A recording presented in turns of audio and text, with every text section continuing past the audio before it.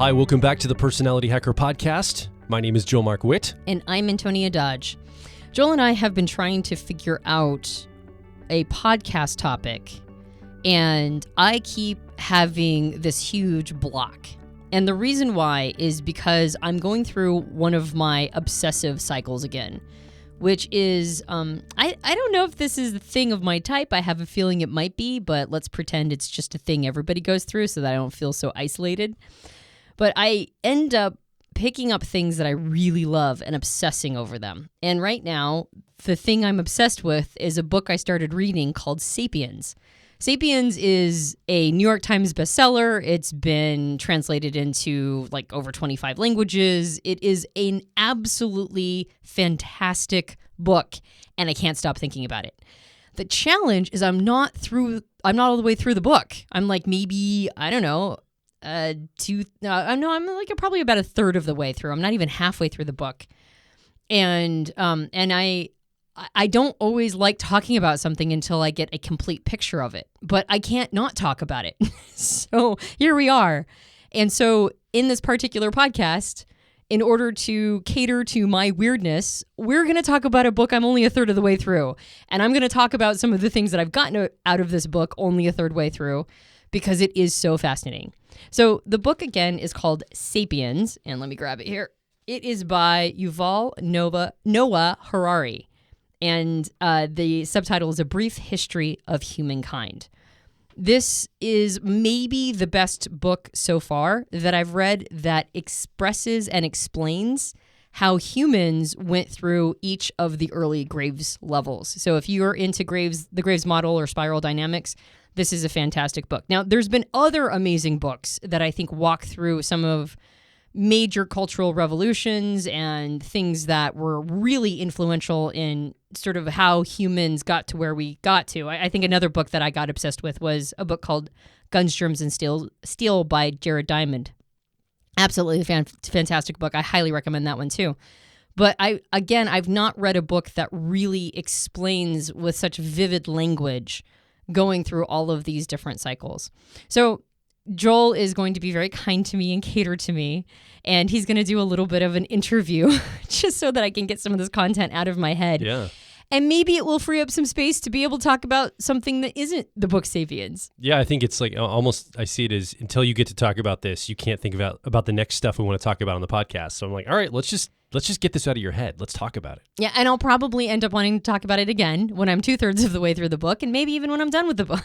Or maybe this will be all I need, and once I communicate these ideas, I'll be done. But it's almost like I have to wash it out of me. Like it's like these ideas are bottlenecking inside of me, and all the other ideas are like trying to find a way around them. But it's just what happens when I go through an information obsessive cycle. So this is a very anthropological look at humanity, of our etymology, where we've come from everywhere. Every time I stumble into a room or you're out on the deck reading outside, you will read me portions of the book. So I get little snippets here and there. I haven't actually read it myself, but you're reading me portions, and it's really interesting. I think the thing that I took away kind of fundamentally, and you have some things you want to talk about here, but this idea of a cognitive revolution, where there were humans at one point in time that cognitively we came online. Like there was this moment where it was pre-cognitive revolution and post-cognitive revolution he talks about at the beginning of the book, or in the early part of the book. And I thought that's a really interesting concept of humans that had this awakening in a way, and were different today than those humans before the awakening. Yeah, so there's actually 3 primary revolutions that the book goes through. Cognitive revolution, like you just mentioned, the agricultural revolution, and then the scientific revolution. I'm not to the scientific revolution yet, and I'm a bit of a chunk into the agricultural revolution. Each of these revolutions happened and completely altered the landscape of humans and actually the planet. Right. Every time we've gone through a revolution, the entire planet gets reshaped in our image. The cognitive revolution happened about 70,000 years ago. And what I love about how Harari, and I hope I'm pronouncing that right, it's spelled Harari. Every time he goes through a revolution, he talks about it in really radically honest terms. He doesn't claim knowledge he doesn't have. In fact, he even undermines some of the information we think we knew because there's just not enough evidence to support it. And a lot of times the claims that are made about how humans showed up, how sapiens showed up in early days, they're really more about the person talking about sapiens and the lens that that person, sees reality through than it is about what we actually know about early man. So the cognitive revolution that you just mentioned happened around 70,000 years ago. And he says that we don't have any idea why we came online. There's a lot of different theories out there. He mentions a couple different theories. One of the prevailing theories that I've heard outside of this book is that maybe it was psychedelics like psilocybin mushrooms or something to that effect that kicked on our cognitive revolution. But it kind of doesn't matter. And that's what he says. It kind of doesn't matter because it happened and that's what we know. So about 70,000 years ago, humans came online in a way that made it so that we were able to knock down our Homo, Neanderthal competitors, all right? Like the other basically cousins of our species that weren't sapiens, but were very similar to us. We were able to obliterate them. We committed mass genocide on any other competitor for our place as effectively the world's apex predator. So Neanderthals still existed around that time period. And we had probably lived in some sort of, who knows if it was cooperation or if we just left each other alone. Obviously, there was some interbreeding, but we don't know why or how that happened because we don't have any narratives from that time period. But after the cognitive revolution, even though Neanderthals were in some ways physically superior specimens to sapiens, sapiens during that revolution had the capacity to start cooperating with much larger bands of other sapiens. And so the brain wattage, the cross-pollination, and the ability to cooperate in mass made it so that sapiens were able to basically get rid of Neanderthals. And that's kind of been sort of humans' MO. He doesn't call us humans, he calls us sapiens because we're a version of humans. And as sapiens, that's been a bit of our MO from the very beginning, is that we have a tendency to sort of wipe things out. And we've done it many times. When we traveled from the Afro-Asian continents, the very first time that we really became seafaring was probably when we went to Australia for the first time, and that was about 45,000 years ago. And there was all this megafauna that lived on the island of Australia, like enormous, enormous creatures. And within a very short amount of time, those creatures were gone. And it's most likely due to us hunting them. And that sort of happened over and over again. So sapiens end up having a lot of ecological influence because of how we treat things like fauna and how we treat things like flora as well, which is where you get into the agricultural revolution of about 12,000 years ago. And the agricultural revolution, of course, is when we went from foragers or hunter-gatherers into farmers. And we also completely altered the landscape or the ecology of the world by taking what would have been considered very insignificant plants or flora and turning them into some of the most successful evolutionary representatives on the planet, like wheat. Wheat was just this grass that existed like here and there. But then we started farming it and we started producing it in mass. And now wheat is one of probably the most successful, flora that has ever existed on the planet because of us. Now, what's really interesting is he talks about the quality of life that we went from foragers into farmers, like what impact it had on our quality of life.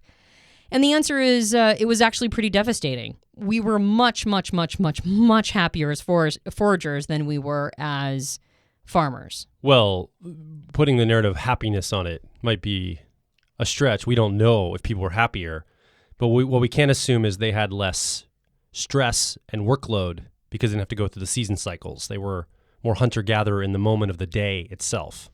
Well, I think happier probably, that's definitely narrative spin. I would say, though, that there were definitely trades that were made. And one of the trades we made for a feeling of control and security around food production was quality of diet and stress and anxiety about the future.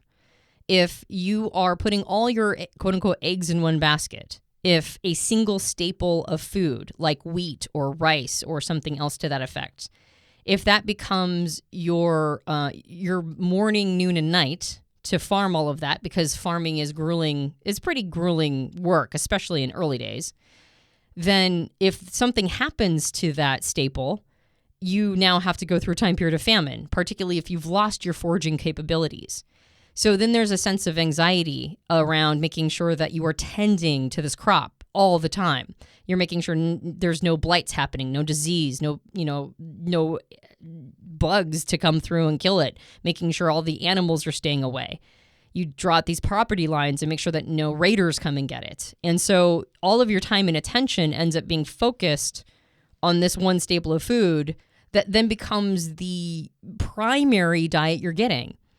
Before the agricultural revolution of about 12,000 years ago, we had a really varied diet because we were finding our food, right? We were finding it every day throughout the day. You might have dates and mushrooms for breakfast, and then you might have a fish for lunch with some berries, and then, for the evening, you might have a rabbit with some onions.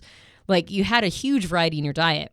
Once you start focusing primarily on a staple of food, then you're having like rice for breakfast, lunch, and dinner, which is that's not a super healthy diet, or at least we didn't evolve to need that as well. Or we didn't evolve to have a single staple provide all of our nutrients. So one of the things that we traded in order to know that we were going to have food that day was a variety in our diet and nutrients. And then the second thing we traded was the anxiety of the illusion of control, or that comes with the illusion of control. Before we started farming, there was no real advantage to worrying about the future, because you couldn't predict what was going to happen that day. You had no idea. What were you going to find in the forest? What were you going to find foraging? Who knew, right? You're just going to go do it. And in time periods of, when it was more of a struggle, or even time periods of plenty, you got what you got, right? And so why worry about, foraging if you're just going to get what you get? So there's no advantage to it. So then there was no reason to do it. So you really did truly, foragers really did truly live for the day. When you're doing things like farming, then now all your anxiety is around tending this crop. And who's going to come get into it tomorrow? And are you going to have a good crop yield? And how are we sowing our seed? And are we doing all the things optimized? And so now there's a lot of anxiety that comes into the future, even if it's just seasonal. You're living for the harvest. Exactly. So no longer for the day. Exactly. You're living for the harvest and no longer for the day. So we also traded that. You know what's interesting about this, by the way? I didn't mean to cut you off. You're going to say something more about what's interesting about that. And I'm glad you said, what's interesting about this, because a part of me is like, am I the only person that's interested in this? This is super fascinating. Well, as you're talking, I'm thinking about my religious upbringing and background, and reading the accounts in the Bible, the Old Testament of the Bible, starting in Genesis. And whether you grew up religious or not, you probably have some frame of reference for some of the Bible stories, or at least the general idea of it. And if you look at it, from this perspective, the entire Bible is basically, especially the Old Testament, the original Hebrew scriptures, are basically a manual for guiding yourself through and your society through the agricultural revolution. We start with a garden metaphor, in Genesis, the Garden of Eden. At the very end in Revelation, when we get to quote unquote heaven, it's also another garden that's tended. So there's this garden on both ends of the Bible. And in between are everything about property rights and, the poor and the rich and possessions and animal sacrifice and animal livestock and managing all these rights and the promised land. Why was the promised land something the people of Israel wanted to go toward? Because there was good growing opportunities for crops and city-states, and you're warring over different places to grow better food. And the whole thing could be looked at through the lens of the agricultural revolution, all of it. Well, you're dead on, because the thing that the agricultural revolution gave to Sapiens was the ability to have way more children. Because first of all, you needed the farm hands. And second of all, you had enough food, like a promise of food, that you could afford to have more children. So as opposed to spacing children out, like he mentions that early sapiens before the agricultural revolution, like the mothers probably breastfed for far longer in order to help manage their, how many kids they had, birth control. And then they might have committed some infanticide or had some abortions or whatever to make sure that they didn't have more than like one kid every 3 or 4 years on average. Whereas farmers were more likely to try to have a kid a year. And so then the population growth just exploded after the agricultural revolution. And then, of course, what happens when you have a population explosion is that you have larger and larger bands. You don't have just like these small tribes of like, I don't know, max 100, 150 people. Now you have huge villages and towns and cities, and you get more and more and more people gathering together. And the thing that that many humans, one could argue, unnaturally gathering together. Unnaturally, not because it's not natural to gather, but there would be no precedent for gathering that many humans together before the agricultural revolution. So in the lifespan of Sapiens, which is a couple 100,000 years, and then even beyond that with all the previous iterations of, Homo erectus, et cetera, Homo Australopithecus. I'm trying to remember exactly the name. But anyway, all the way back, there was no precedent for having that many, quote unquote, souls gathering together. So the thing that was imperative was a technology called myths. Myths were absolutely imperative. Now, when I say the word myths, I don't necessarily mean untruths. Like if you're a religious person that believes in religion, I'm not saying that you're wrong necessarily. I am saying, though, that every single coalesced group of people require stories and narratives that they share together. And this is a big part of where I'm at in this book, talking about the absolute imperative nature of myths to bind people together. Things like currency and the law and religion and patriotism. Even what we see right now with a lot of tribalism, this is going back to a need for people coalescing around a shared myth. And if you don't have that to cement people together, you have basically, you have chaos. You can see just baked into the Judeo-Christian framework, this seasonal growing cycle myth of delayed gratification into the future. Again, harvest thinking, store up your treasures in heaven, deferred life program. You're just an alien here on this planet. Don't worry about this life. The real life's going to start in heaven and the harvest. All of these, delayed gratification now for the future was baked into the religious structures because it served the growing cycles as well. Like you can see this kind of a back and forth play of why these things might have emerged. Oh, yeah. Myths, he mentions that the most powerful myths that people have to believe in order to stay connected. Because the argument is that, Jonathan Haidt in the book called The Righteous Mind says that we're like 10% B. Like we're 90% ape, 10% B. But the thing is that, and Harari mentions in Sapiens, is that the part of us that is B, he doesn't quote that, but he effectively references that we are able to be in these humongous matrices with all having our part and our share. The challenge is that it's not woven into our DNA like it is for bees and ants. Like they don't have to question what their place in society is. When a female bee is born, it depends on what it's fed, whether or not it will become a queen or something else. And that's just in its DNA. If it's fed a certain kind of diet, then it's the queen now. And it doesn't need to have any sort of myth to pass on. But humans don't have that kind of level of cooperation written into our DNA. We must have it codified in another way. And one of the ways that we codify it is in these shared myths. And he says that one of the ways to make a myth really hardy, right, a successful myth, is that there needs to be a physical representation of the myth in your everyday life. Like you just mentioned, the narrative was around the harvest. Like in the entire Hebrew and Greek scriptures, like the Old and New Testament, lots and lots and lots of metaphor is around harvest. And so the myth then mirrored the reality of early farmers, right? And when I say early, I mean, it's like we're still talking maybe 7,000 years into the farming experience. But that's not very long at all. And it wasn't comfortable. Like the comfort we sought as humans, as sapiens, that we thought we were trading a forager life for, those levels of comfort, came with a lot of uncomfortable things, including backbreaking labor. And so in order to keep people going in this new reality where people had lost the foraging capacity, or at least a large percentage of them had in, increasingly developed worlds. Obviously, there's still been foragers. There's still foragers now. Very few forager societies still exist, and they're basically extinct. But clearly there were still, forager cultures and societies around the planet at the time that the Bible was written. But that's not who the Bible was written for. The Bible was written for like you mentioned, for farmers. So their physical reality of being farmers matched the myth. He mentioned that one thing you can see in modern day is, like in the United States, we have this myth of autonomy, of independence, that each one of us is a unique individual that has value and worth on our own. We tell our kids, don't worry about mean things that other people say to you, say about you, because you're a wonderful human being all on your own and you don't need outer world validation. And then our physical worlds are constructed to match that myth. For example, in the modern day family home, most children have their own room. And so they have their own room where they go, has a door to be shut for privacy.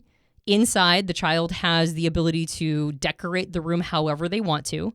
And in this little independent domain of theirs, it makes sense that there's this idea that they get to set the terms of their value and worth, and they get to sort of block out the messages from the outside world.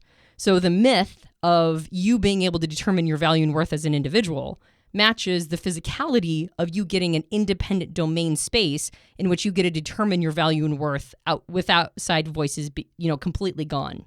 Which would be in contrast to maybe a teenager of 500 years ago, where all that mattered was your reputation as a family, particularly if you were affluent enough to live in a large house. Your reputation as a family was the only thing that mattered. And so people's opinion of you in the outside world was incredibly important. But then their physicality matched that by most of those kids not having their own room. They would sleep in a shared space with a whole bunch of other people. And very few people had their own, rooms in some of these houses. They would all sleep together, and you didn't really have any sort of sense of autonomy outside of people's opinion of you. But then, of course, at the same time, then your reputation becomes incredibly important. And if somebody insults you or your family, now you go to war over it. So the myths and the physicality match each other, which is part of how you keep these myths going. So I thought that was a really interesting concept, is that during each one of these revolutions, our myths had to follow. And by the way, the cognitive revolution was effectively, it seems like, Sapiens' introduction into Graves 2, or spiral dynamics. Whereas the agricultural revolution clearly made room for 3. Because at that point, you have much higher cooperation, but the egalitarian nature of the cognitive revolution that predates the agricultural revolution, all of that was very Graves 2, and it was way more egalitarian. It's interesting to think that hunter-gatherers were probably more territorial, and once we got into farming, it was more ownership, like property owners, property boundaries, like you own possessions, you own livestock, you own property. And that distinction there is interesting to see how the emergence of private property came to be. And then during an agricultural revolution, and during a time period where you can make way more food than maybe your family requires, in an attempt to make it so that that food could be stored for your family, now here comes people who are helping you defend your crops, but then they do it at a tax. And so you don't have to worry about raiders and maybe other things, because now there's more of like a codified system that makes it so that you can protect those or have outside, influences protect them for you. But then now you start to create a hierarchy. Who gets to receive that tax? Who decides what is done with that tax? Who lives off of the crops, right? The taxed crops, and gets to sit, quote unquote, in an ivory tower doing so. And then you've got a very clear hierarchy, which is, of course, a big part of what gives birth to Graves 3. So anyway, that's all very interesting. But that concept of the myth is really important because just in general, when we trace back our ancestry, he doesn't like using the word prehistory, but before we started really recording what was going on, it's really easy to overlay our own myths onto what was going on in the past. The reality is that, like there's books like Sex at Dawn, and then there's other books that talk about, Sex at Dawn was basically how it's likely that there were a lot of cultures during, sort of the cognitive revolution time period where people were sharing spouses and sharing partners, and nobody really cared whose child was who. It'd be more like a bonobos sort of arrangement. And then others argue that, no, it was very territorial, very patriarchal, very like alpha male top down, and that was probably how it happened. And his argument is that it's probably both and a million other variations, because as humans, that's what we do. When we create myths, like we can run into somebody else who has a very similar style of thinking about reality to us, but their myths are very different. And we all create sort of different myths that then get reflected back into the concrete reality that we live in. And so there was probably a gajillion different styles of living beforehand, but how could we ever know? Because there's no evidence for it. We can know what they ate. We can know how much calories were required in order to keep their life going, but we have no idea what the significance of each of these things were to them and the mysticism that surrounded them. And what's nice about his argument around that, and I think he does a very good job of implying that it's the same now. Like we still all look through the lens of our own personal myths. And everybody else has a different myth going on. And every person is very married to their myth. They have to be, because that's part of how we cooperate in such large numbers. So you don't really want to take myths away in total, because if you do, you're basically out of the pan and into the flame. Like, it's kind of like the Matrix, where Neo leaves the Matrix and now all of a sudden he has like weird powers in the real, thus implying that it's just another version of the Matrix. And that's basically what happens. It's like you leave a myth just to enter another myth. So the demon here isn't myths. It's more just remembering that you are in a myth, and everybody's in a myth. Otherwise, we really couldn't continue on in cooperation. And the bigger our numbers get, the more globalized we get, the tougher it is to hold on to these myths. The tougher it is to influence large groups of people, which is, of course, why we're so fractured and have so much I think, distress in the world. Thinking about myths, it's interesting to me to see how many people, probably myself included, maybe even you, Antonia, spend a lot of time looking for proof or authority to the myth we already buy or already believe. Like we spend so much time, even some of those books you referenced, looking back to quote unquote prehistory of like, this must be how they lived in the past. Or maybe a certain diet, like a paleo diet. Like this is how people ate, our ancestors ate, so this is how we should eat. We're looking for authority to bring to our own lives to justify the myths we already believe based on things we want to pattern from the past, which I think is really interesting. We all seem to be on a hunt for that. Oh, yeah. Well, and I think especially as we lose our deities, like in the past, in these time periods of the cognitive revolution, which was effectively Graves 2, and there was a lot of animism that was around that, mysticism and animism. And the authorities were the actual physical objects, flora, fauna, and mineral in their environment. The moon, the sun. A big rock on the hill, right? Like, oh, big rock on the hill, please bless these crops, right? And it seems kind of ridiculous, but it's like, why not, right? He mentioned that it may have been that hunters would say a prayer to a deer and request, like in a little herd of whatever, request one of them sacrifice its life for them, and then after killing it, maybe gave a prayer of forgiveness, right? Or asking for forgiveness for killing it. Like the animism made it so that objects in their midst were the things they prayed to, not all-seeing, all-knowing gods. But then, of course, it changed into all-seeing, all-knowing gods. And they kept a little flavor of the animism. You can see that in, like, Egyptian religions. But then eventually got to things where, like, there were, like, single deities that were the omniscient, omnipresent gods. But regardless, there's this pull away from all forms of deity at this point. And when you pull away from all forms of deity, like you mentioned, you're looking for authority figures to bestow upon you the reason why your myth is right. And again, this is the cement of all society. So right now, I think we're in a time period where a lot of those deities are going away. And so the higher authority that cements all of society is, we're losing it. We're losing that authority. And as you mentioned, we sometimes look to the past. But I think also what we're doing is we're looking to the future. We're saying things like, being on the right side of history, quote unquote, is the final arbiter. But just like we are guessing how things really were going on in the past, we also are making huge speculations and assumptions about how the future will judge us. So it is interesting to watch us try to establish authority around these myths when it's getting harder and harder to justify it in kind of a postmodern world. But again, that's super important. And he talks about this concept that he calls intersubjectivity or intersubjectiveness, which is probably what you and I would call the collective unconscious to some extent. But instead of it simply being like an entity like the collective unconscious is, this is more about the relationship we have with each other within these myths. The relationship of we all rely on each other to continue to believe in whatever myth we're talking about. Otherwise, the thing stops existing. Like, take, for example, personality hacker. Personality hacker is an entity. It's a business. And we were able to create like an official business because the law allows us to. The law says, the law that we all live under, right? This myth of the law tells us that we're allowed to create an entity called personality hacker. It's not a person. It's a thing. It's an idea. You and I are the co-founders of this company, but if one of us were to die or both of us were to die, the company would still exist, right, as an entity. It would somebody would have to come along and figure out what to do with it. And if we wanted to kill it as an entity, we'd have to go formally do that as well. So it's like this myth that you and I are sharing, Joel, but it's also sanctioned by the law, which is another myth that all of us are sharing. And it's like it's really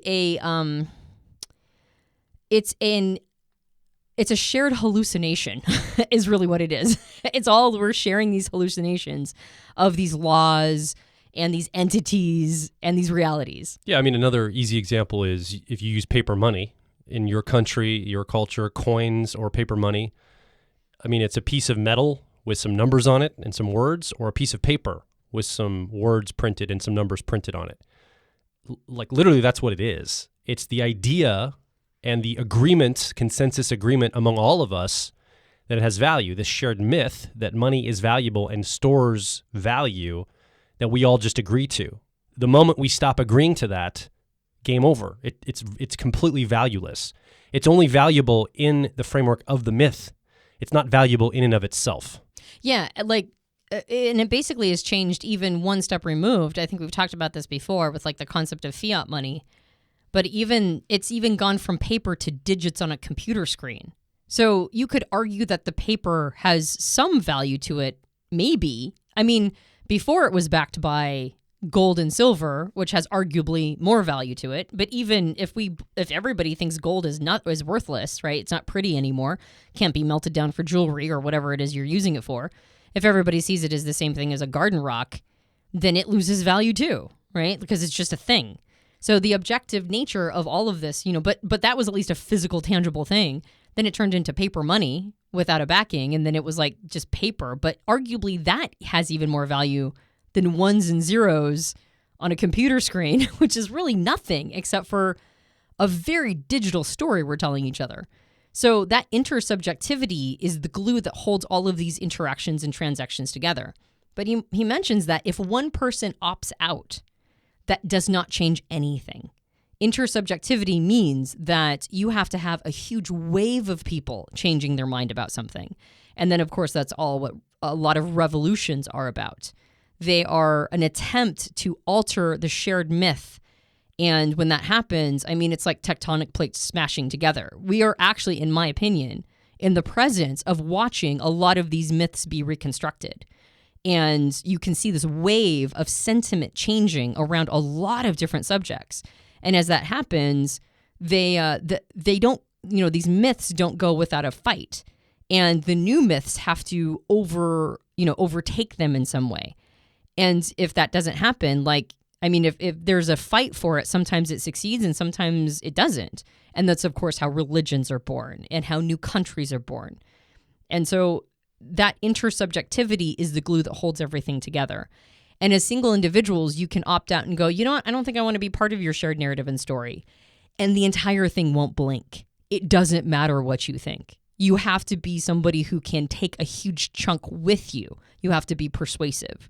And if you can't do that, if you can't change a huge group of people to alter the myth with you, which is a very difficult thing to do, well then, all you've done is choose to opt out of basically how reality works at that point. So it's just a really interesting way to take a step back and see how the game is being played and determine where you're going to fit into all of that. Because in my opinion, the more you understand this is how it works, the more influential you are in making changes. And at minimum, even if you don't want to make changes in the outside world, it is a very important way to sort of recalibrate yourself and not hand yourself over to these myths in a way that doesn't serve you. Because we hand ourselves over to things all the time that don't serve us. You may be more powerful in making changes, and we all might be aware of what actually goes into making myth changes. If you actually see what's going on, maybe the actions we're taking now, we can look at and go, wow, that's really not going to move the needle at all.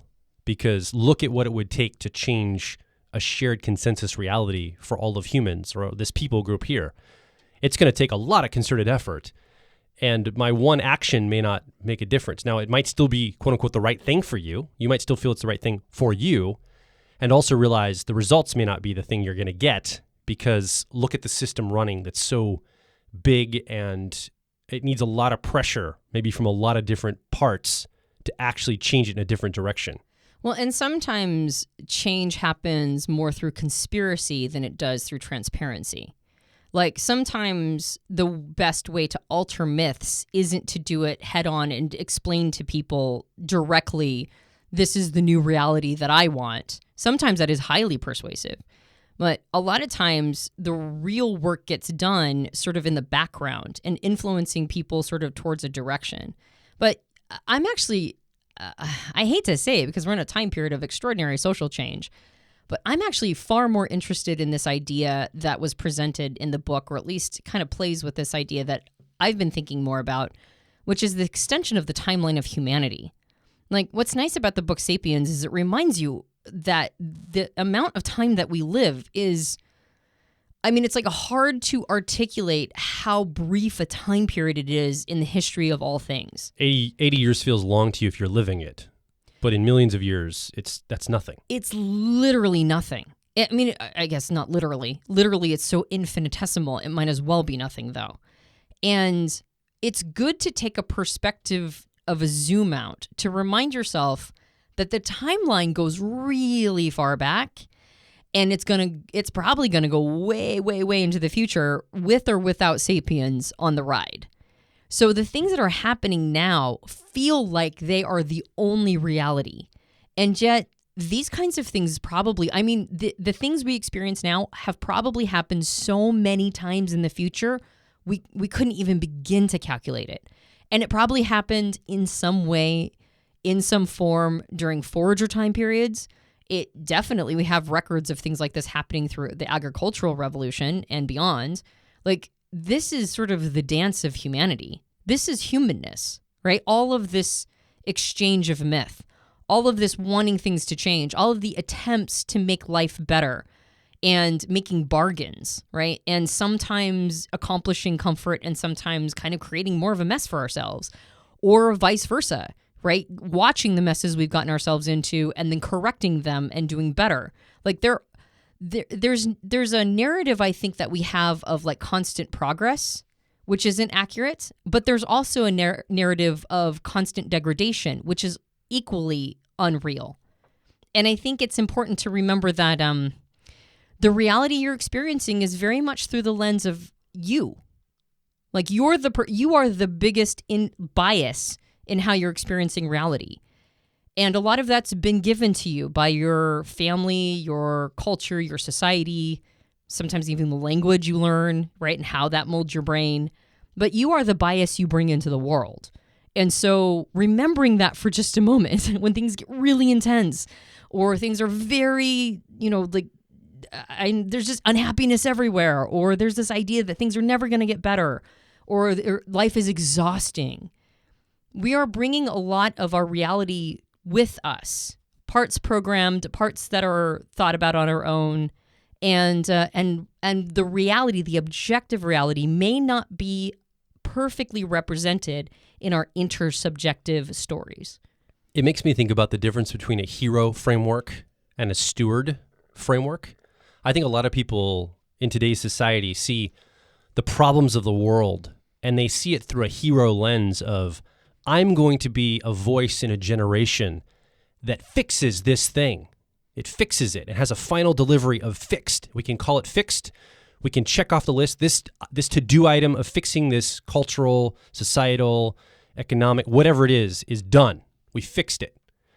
And I would urge you maybe to start thinking through the lens of stewardship, of can I move the needle in some way during my lifetime as a steward of the world while I'm here. I'm one human, one sapien on this long journey of a lot of sapiens before me and a lot to come from, after me. What can I do to contribute to the trajectory of humanity in a positive direction? And I think that gives a little less pressure to fixing, quote unquote, all the problems and all the things, because I don't know if that's a reality. I don't know if that's, at least from my perspective, I don't know if that can be accomplished. In this long time stream, what can we do right now to help move things just at least to the next level during our lifetime? It makes it feel more accessible to me and more manageable. Yes, I would love to see things fixed once and for all and checked off. This idea of like kind of, sometimes I make fun of it. It's like, I can't even, right? Like it's like you want to tear your hair out with things that are wrong in the world so much. And yet, what is it something that you can do to just move the needle a little bit? And maybe enough people doing that, things will get fixed on a long enough timeline. It may not happen tomorrow, and we still need to put effort to it. But it's this idea of stewardship thinking rather than hero thinking. Yeah, I think it is interesting to understand or to get a really modest assessment of humanness. Like, what makes something human? What exactly is it that makes us the creatures that we are and the things that we want? And what I love about this book is it has such a modest approach. It doesn't romanticize things, but it also it's not overly cynical. It doesn't indicate that we're doing something wrong if we want to make change, but it also cautions us against the idea that there is a one and done perspective. Like, oh, we fixed that, let's check it off. It's like, well, there's been lots of different sort of phases and cycles and spirals as we've gone through all of this dance that is us. And there's a form of sort of understanding that sometimes we make decisions that are that are better for us, and sometimes we don't. Sometimes it's 2 steps forward, 1 step back, and sometimes it's 1 step forward, 2 steps back. Like that is really what's very human. So if we want to start to set a course for something, I think a big note in the system is a modest assessment of what we are intrinsically. And maybe it's just me that needs to have that clarity so I can have the best expectations and tools in my mind for how to navigate through the rest of whatever the amount of the timeline I get to influence. So, yeah. Anyway, so that's the first part of Sapiens as I've gotten through it and the obsession with this book that I have. And I highly, highly recommend reading it if you haven't already. I'm sure you as the listener, I mean, the book has been out for a few years, so maybe you've already read it and you already know what I'm talking about. But if you haven't, it's been a very impactful book for me, and I'm not even all the way through it. So maybe when I'm done, I'll have more to say on the subject. I'm very curious to see what he has to say about the scientific revolution. So you've been following along in this podcast with us. You haven't had a microphone, but want to hear from you. What are your comments, questions? What's your story? Maybe you've read the book. You have some insights. You've got some things that you took from the story that he talks about in Sapiens. What about this idea of myths? Do you see myths in your life? Have you bought into some? Have you rejected others? What's your relationship with those myths? Come over to personalityhacker.com. Directly below this podcast, share your experience of what we've been talking about today. We want to hear from you. If you enjoyed this podcast, you can subscribe to us on iTunes and various Android platforms. If you leave a rating and review for us on iTunes, that helps us out a lot. We have a book. It's called Personality Hacker. Check it out at all major book retailers. And if you leave a rating and review for it on Goodreads or Amazon, that also helps us out a lot. We also have a catalog of programs that is part of how we subsidize the podcast. And so if you are interested in investing in yourself and in us, helping us keep going, go check out our catalog at personalityhacker.com. The catalog of programs includes personal development programs that are tailored to your personality type. So we highly recommend checking it out. My name is Joel Mark Witt. And I'm Antonia Dodge. And we'll talk with you on the next Personality Hacker Podcast.